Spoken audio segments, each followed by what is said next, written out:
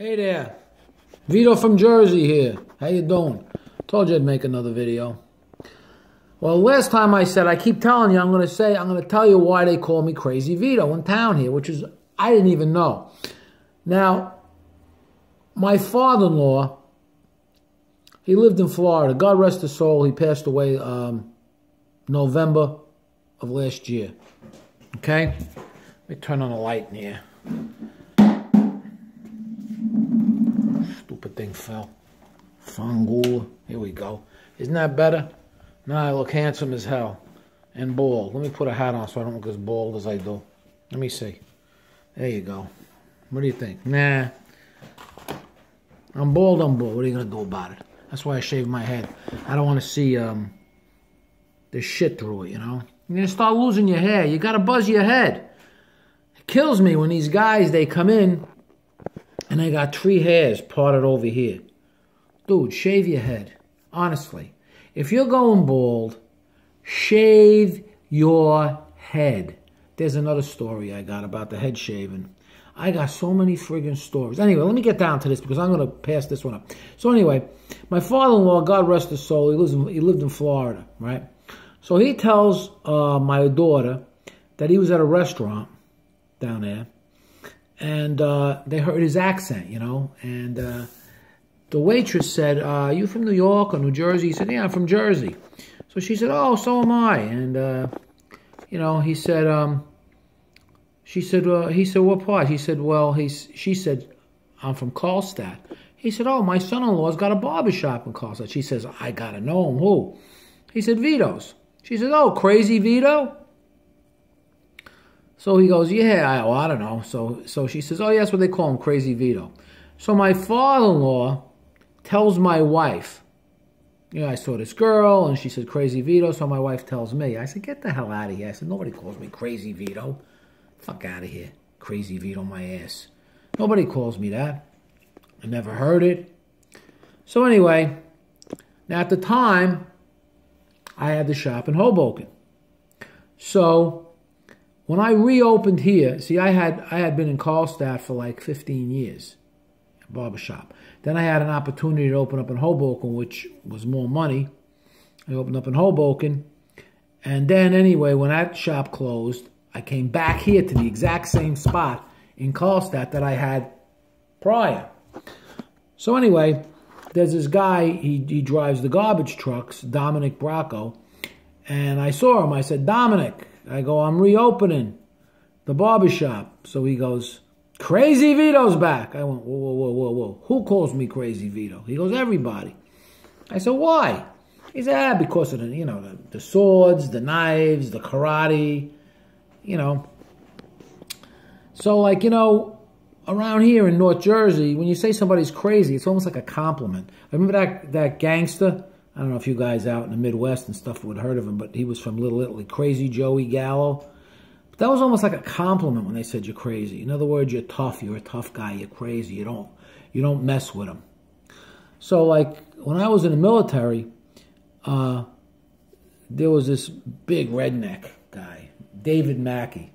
I understand he passed away now, God rest his soul, but he was a pain in my ass anyway. Big, stupid redneck from Alabama.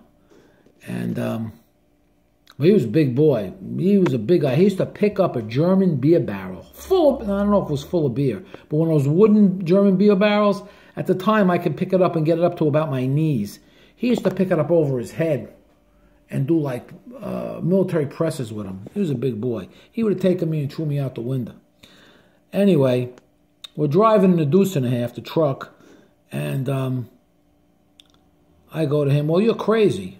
He was saying he was going to do something to somebody. I go, well, you're crazy. Now, to me, I was only like 18 years old at the time.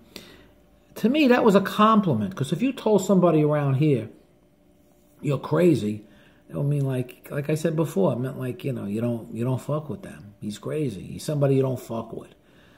So, I said, well, you're crazy. And he looks at me and he goes, you better be joking, boy. What do you mean I'm crazy? No, he was getting pissed because I said he was crazy. He took it a different way. And I realized that certain colloquialisms that, you know, people say in one area are taken totally different in another, you know. So anyway, that's the story of Crazy Vito. I never knew they called me that, but I hope it's a compliment, not an insult. Well, who gives a shit anyway? And so the last time I'm showing you my book, the last video I was showing you my book. This is the newest one. I told you. Rise and Fall of the Sewer King. A crime drama depicting the activities of a crime syndicate in northern New Jersey. Ciro Briganti, a young man brought up in the sewers of Palermo, Sicily, becomes king of the street urchins who live underground in the sewers of Palermo.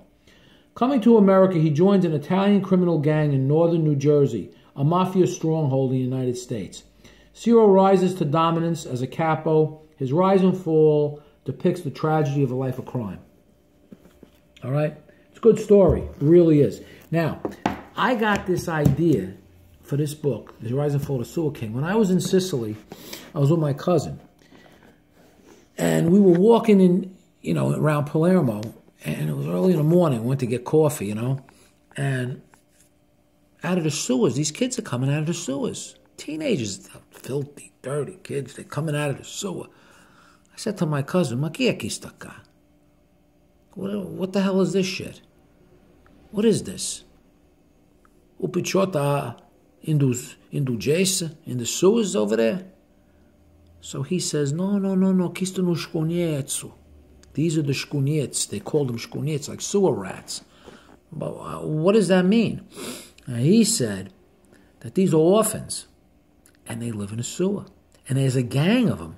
And they got this one kid that he was Urea de Shkunietsu, the king of the sewer rats. So I actually went down in the sewer a little bit to see, but it was like, these sewers in Sicily under Palermo, go for miles and miles and miles. And they're big. They're not like these little things you got to crawl under. I mean, it's like the sewers in Paris. I've never been in there, but I saw, there's stories about it and stuff. But these were big. I went down there and I kind of got like, you can get lost in there. So I came up. So over the years, I'm thinking, I always thought about this. These kids live in a freaking sewer. And then they had a gang that come out and steal. And so I developed a story in my head about it, and I wrote it in a book, and it's a really good story. So you should buy the book. It's Rise and Fall of the Sewer King, and it's at Lulu Publishing. Type in Rise and Fall of the Sewer King, or you can type in Vito Quattrochi, and all my books will come up. But I would say, if you're going to buy a book right now, you get this one. And if you haven't read this book yet, this was one of my first novels. It's excellent. Sins of the Fathers. The Life and Times of a Mafioso. And this is based on my life. Like I said once before. Not exactly, okay? Because the guy the protagonist in here, Tony Messina, does some pretty foul things that I didn't do, okay? So anyhow, that's the story.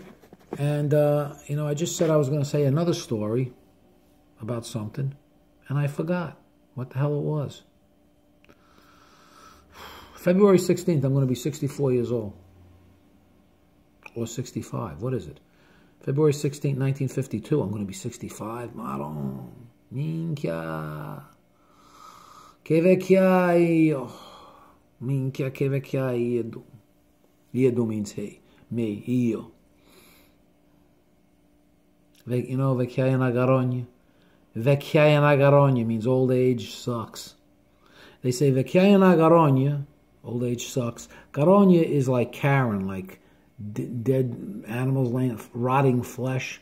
Stinks. Vecchiaia na garogna, ma no arrivato er vergogna. But if you don't get there, it's a shame. It's even worse. So that's what that means. It kind of rhymes. Vecchiaia na garogna, ma no arrivato er vergogna. So anyway, this is Vito from Jersey giving the Italian lesson today. And,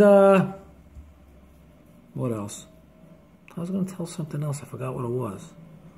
I'm going to have to rewind this and see. If you guys remember, just remember. I don't know, me. I think I'm getting, God forbid I don't get Alzheimer's. I'm starting to forget every fucking thing now. One word, a bedspread. I was trying to think of the bedspread the other day. I'm going, what is it to put on a bed? The thing you put on a bed. I'm telling my wife is an Italian woman. Clean freak. Clean freak. OCD. Clean freak. All Italian women are like that. My mother was like that. My aunts are like that. And the bedspread. The sacred bedspread. What is it with the bedspread for these Italian women? Once they make the bed, you can't look at the bed. Don't look at the bed! You want to lay down, you want to take a nap. You can't take a nap on the bed. It's my bed. I paid for it. I paid for the bed. Everything in this house is mine. I can't lay on a bed. So anyway, my dog, I got a little dog, a little puppy. He's not a puppy. He's 8 years old now, but he's a little Maltese. He was on the bed. And he didn't vomit, but he got a little on the bed. A little drop of vomit on the bedspread. She ripped off all the bedspreads, all the sheets, the pillowcases, everything comes off and goes in a wash. Sweetie, just take off the bedspread. Wash the bedspread. What do you got to make a big mouillin? Huh?